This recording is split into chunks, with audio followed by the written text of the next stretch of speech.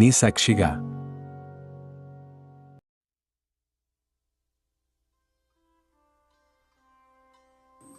Doctor Dasari క్రిస్టి Pradeep Raj 2 Telugu రాష్ట్రాల్లో ఉన్న క్రైస్తవ వైద్య విద్యార్థులకు మరియు వైద్యులకు చిరపరిచితమైన పేరు. గుంటూరులో దాసరి సుధీర్ డేవిడ్ రాజ్ మరియు శారమ్మల గర్భాన పుట్టిన కనిష్ట కుమారుడు.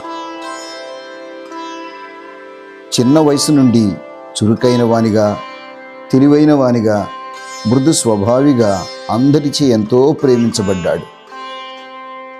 ఇంటిలో అందరూ ముద్దుగా సన్నీ అని పిలిచేవారు. సన్నీ అంటే ప్రకాశించువాడు, ప్రదీప్ అంటే ప్రకాశింపచేయువాడు. తాను ఇంటర్మీడియట్ చదువుతున్నప్పుడే మారుమనసు పొంది బాప్తిస్మం తీసుకుని యేసు ప్రభువుని సొంత రక్షకునిగా అంగీకరించి దేవునికి తన్ను తాను సమర్పించుకున్నాడు. ఆనాటి నుండి తాను ప్రకాశిస్తూ అనేక మందిని క్రీస్తు కొరకు ప్రకాశించే వారిగా తయారు చేసే పనిలో నిమగ్నమైపోయాడు. ఎంసెట్లో మంచి ర్యాంకు సాధించి గుంటూరు మెడికల్ కళాశాలలో వైద్య విద్యార్థిగా జీవితాన్ని ప్రారంభించాడు. గుంటూరులో జరిగిన ఒక చిల్డ్రన్ క్యాంప్లో ఒక దైవజనుడి పరిచయం తన భావి పరిచర్య జీవితానికి పునాది వేసింది. ఏసీ కళాశాలలో విద్యార్థిగా ఉండి చిన్నపిల్లల మధ్య, యవనస్తుల మధ్య దేవుని పని చేస్తున్న సిరిల్ కన్నా గారితో ఆ చిల్డ్రన్ క్యాంప్లో పరిచయం ఏర్పడింది. అనతి కాలంలోనే వీరిద్దరి మధ్య చెప్పనాశక్యము కాని ఆత్మీయ అనురాగ బంధం పరిశుద్ధాత్మ దేవుడు ఏర్పరిచాడు. సిరిల్ కన్నా గారి ఆత్మీయ శిక్షణలో మొగ్గగా ఉన్న క్రిస్టి ఆత్మీయ జీవితం, పరిచర్య దర్శనం మెల్లగా వికసించటం ప్రారంభించింది. తాను ప్రయోజకుడై బోధించటం మొదలుపెట్టిన తరువాత ప్రజలను ఎలా ప్రేమించాలో, గుండె చెదిరిన వారిని ఎలా దృఢపరచాలో, ప్రజల శారీరక, మానసిక, ఆత్మీయ అవసరతలను గ్రహించి ఎలా సేవ చేయాలో సిరిల్ అన్న దగ్గరే నేర్చుకున్నాను అని తన ప్రసంగాల్లో ప్రస్తావిస్తూ ఉండేవాడు. వీరిద్దరిని చూసిన అనేక మంది పౌలు, తిమోతి, మోషే, యెహోషువ, దావీదు, యోనాతాను వంటి మాటలతో పిలిచేవారు. నేను ఎంత ఎత్తుకు ఎదిగినా, ఎంత దూరం వెళ్ళినా నన్ను దిద్దుట మానవద్దు, నా దగ్గరకు రావటం మానవద్దు అని సిరిల్ కన్నా గారికి ఆ వయసు నుండే చెప్తూ ఉండేవాడు. ప్రేమ, క్షమాగుణం, సహనం, చక్కని వాక్య జ్ఞానం, ప్రార్థనా జీవితం కలిగిన క్రిస్టి ఎప్పుడూ ఆత్మల రక్షణ కొరకు పరితపించేవాడు. చదువుకుంటూనే తన సహ విద్యార్థులకు క్రీస్తును పరిచయం చేస్తూ, సమస్యల్లో ఉన్న వారిని కౌన్సిల్ చేస్తూ, విద్యార్థుల మధ్య చిన్న క్రీస్తులాగా ప్రతి ఒక్కరిని ఆకర్షించేవాడు. వైద్య విద్యను ముగించి గుంటూరు మెడికల్ కళాశాల నుండి బయటకు వచ్చేలోపు అనేక మంది సహ విద్యార్థులను దేవుని కొరకు సంపాదించగలిగాడు. విద్యార్థి దశలోనే అనేక గ్రామాలు, ప్రాంతాలు సంచరిస్తూ సండే స్కూల్ ద్వారా చిన్నపిల్లలకు, యూత్ మీటింగ్ ద్వారా యవనస్తులకు, సువార్త కూడికల ద్వారా పెద్దలకు దేవుని వాక్యమును బోధిస్తూ క్రీస్తులో కరిగిపోతూ ఆత్మల సంపాదనలో అలుపెరగక పరుగులు తీశాడు. ఆత్మల రక్షణ భారం కలిగి సమర్పణతో పనిచేసే సిరిల్ కన్నా గారితో కలిసి ఆంధ్ర, తెలంగాణ, రాయలసీమ ప్రాంతాలలో విద్యార్థి దశలోనే క్రిస్టి చేసిన పరిచర్య బహు సవాలుకరమైనది. తనకు స్పిరిచువల్ మెంటార్గా ఉన్న సిరిల్ కన్నా గారిని ఆయా ప్రాంతాలలో కూడికల కొరకు 2 వీలర్ మీద తీసుకువెళ్ళి తిరుగు ప్రయాణంలో అలసి నిద్రిస్తున్న ఆ సేవకుని టవల్తో తన నడుముకు కట్టివేసుకుని రాత్రివేళ 100 కిలోమీటర్లు ప్రయాణం చేసి గుంటూరుకు క్షేమంగా తీసుకొచ్చేవాడు. ఇది పరిచర్యలో క్రిస్టి సమర్పణకు నిలువెత్తు నిదర్శనం. చిన్నపిల్లల కొరకు పప్పెట్ షో చేసిన, పాటలు పాడినా, బోధించినా తాను ఎక్కడ కనపడకుండా ప్రభువు హృదయ పరితాపాన్ని ప్రజల ముందు పరిచేవాడు. ఎంత శ్రమపడినా అలసట కనిపించని ఆ ముఖం దేవుని వరమే.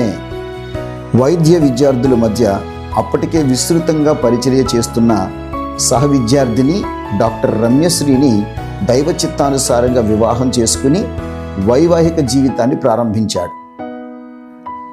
ప్రజలను దేవుని కొరకు సంపాదించుటలో అలసిపోని మనసు కలిగిన డాక్టర్ రమ్యశ్రీని ప్రభువు తనకు దయచేయుట దేవుని వరమే అని దేవుని స్తుతించేవాడు. ఎంబీబీఎస్ అనంతరం పీజీలో క్లినికల్ సీట్ వచ్చినప్పటికీ నాన్ క్లినికల్ అనగా బోధనా విభాగంలో సీట్ సెలెక్ట్ చేసుకుని పీజీని పూర్తి చేశాడు. క్లినికల్ వైపు వెళితే నేను విద్యార్థులను కలుసుకోలేను, వారి కొరకు పని చేయలేను, వారిని ప్రభు కొరకు సంపాదించటమే నా జీవిత ధ్యేయం అని తన వృత్తిని ప్రవృత్తిని సమస్తాన్ని వైద్య విద్యార్థుల ఆత్మల సంపాదన కొరకు అనువుగా మలుచుకున్నాడు. వైద్యునిగా ఏ స్థలములో పనిచేసినా వ్యక్తిగతంగా ప్రజలకు ప్రభువుని కనపరుస్తూ తానున్న స్థలములో ప్రజలను దేవుని కొరకు సంపాదించడం మాత్రం మానలేదు. అనేక సంఘాలను బలపరుస్తూ అటు విశ్వాసులను ఇటు దైవజనులను సహితము తన సాక్ష్య జీవితం ద్వారా కదిలించాడు. Fill the gap, win the souls అనేది తన దర్శనం అని పదే పదే చెప్పేవాడు. దేవుడు తనకు అనుగ్రహించిన 2 బిడ్డలకు కూడా పదే పదే మనము ఎక్కడా స్థిరపడం, ఎందుకంటే మనము పరదేశులము యాత్రికులము అని పరలోక దృక్పథాన్ని బోధించాడు.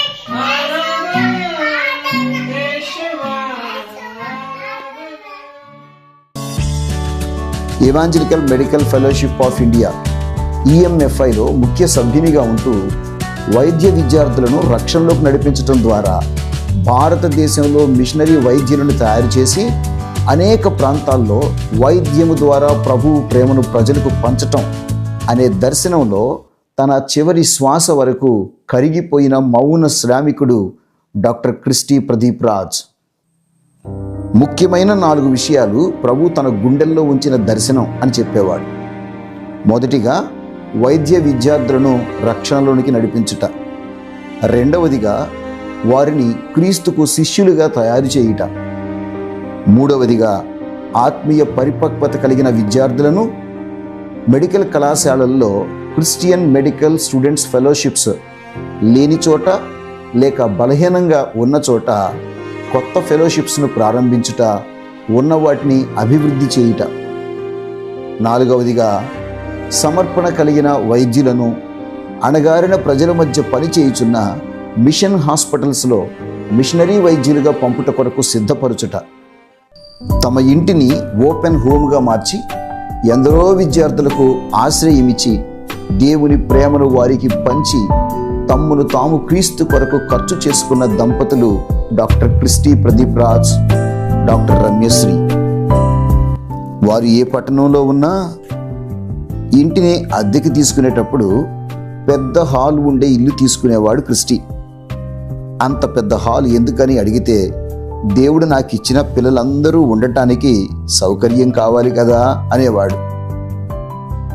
వారందరి అక్కర్లు తీరుస్తూ ఖర్చయిపోతూ బ్యాంక్ బ్యాలెన్స్ 0 అయినా కూడా ఏ రోజు భారం అనుకోలేదు. EMFIలో స్టేట్ కోఆర్డినేటర్గా ఉంటూ ప్రతి మెడికల్ కాలేజీలో ఉన్న ఫెలోషిప్స్ను సందర్శిస్తూ బలహీనమైన స్థలాలలో బలపరుస్తూ ఫెలోషిప్స్ లేని స్థలాల్లో ఫెలోషిప్స్ను ప్రారంభిస్తూ వైద్య విద్యార్థుల ఆత్మరక్షణయే ఊపిరిగా తన చివరి శ్వాస వరకు అలుపెరుగక ప్రయాసపడ్డాడు. 16వ సంవత్సరంలో దేవుని సువార్త పొలములో సేద్యగానిగా ప్రారంభించిన జీవితం 41వ సంవత్సరం వరకు అలయక సొమ్మసిల్లక అవిశ్రాంతంగా సాగిపోయింది. విరామం లేకుండా అపరిమితంగా పనిచేసిన ఏనాడు పేరు ప్రఖ్యాతులు ప్రత్యేక గుర్తింపును కోరుకొని ఈ నిరాడంబర నిశ్శబ్ద సైనికుని పరలోక పయనాన్ని దేవుడు 2026 మార్చి 15వ తారీఖు రాత్రి నిర్ణయించాడు. When we look at all the circumstances, మన చుట్టూ ఉన్న పరిస్థితులన్నీ చూసినప్పుడు, first and foremost thing we need to understand is that our human life is very fragile. Bible ఏం చెప్తుందంటే, it is like a water bubble, it is like a vapor, ఇంతలో కనబడి అంతలో మాయమైపోయే ఆవిరి లాంటిది అని దేవుని యొక్క వాక్యం చెప్తుంది. అడవి గడ్డి పువ్వు లాంటిది అని దేవుని వాక్యం చెప్తుంది. ఉదయాన్నే పోసి సాయంత్రానికి ఎండిపోయే జీవితం. When our life is fragile and delicate, we need to understand and we need to live with an eternal purpose, eternal perspective తో మనం బ్రతకాలి. We are not permanent on this earth. Our life is temporary. అందుకే భక్తుడు ఏమన్నాడంటే, మా దినములు లెక్కించుట మాకు నేర్పించండి అని అన్నాడు. Don't waste time and don't postpone, don't procrastinate. This is the best time to come to God. To even as Holy Spirit God is convicting you, confess your sins before God. He is righteous and just, and He will forgive, and He will cleanse us with His precious blood. Penuganchi ప్రోలులో ఆదివారం పరిచర్య ముగించుకుని ఏలూరు వెళ్ళుచుండగా విజయవాడ వద్ద road ప్రక్కన ఆగిన Christie వాహనాన్ని రాత్రి 8 గంటల ప్రాంతంలో గుర్తు తెలియని వాహనం ఢీకొట్టి వెళ్ళిపోయింది. క్రిస్టీ దేహం నిర్జీవంగా పడిపోయింది. కానీ క్రిస్టీ దర్శనం ఆగిపోలేదు. తండ్రి గుండెను తడిమి చూసిన క్రిస్టీ 9 సంవత్సరాల కుమార్తె పరిచర్య అని కొట్టుకుంటున్న శబ్దాలను వినదేమో. మా నాన్న ప్రారంభించిన పరిచర్యను నేను కొనసాగిస్తాను అన్నది ఆ చిరు హృదయం.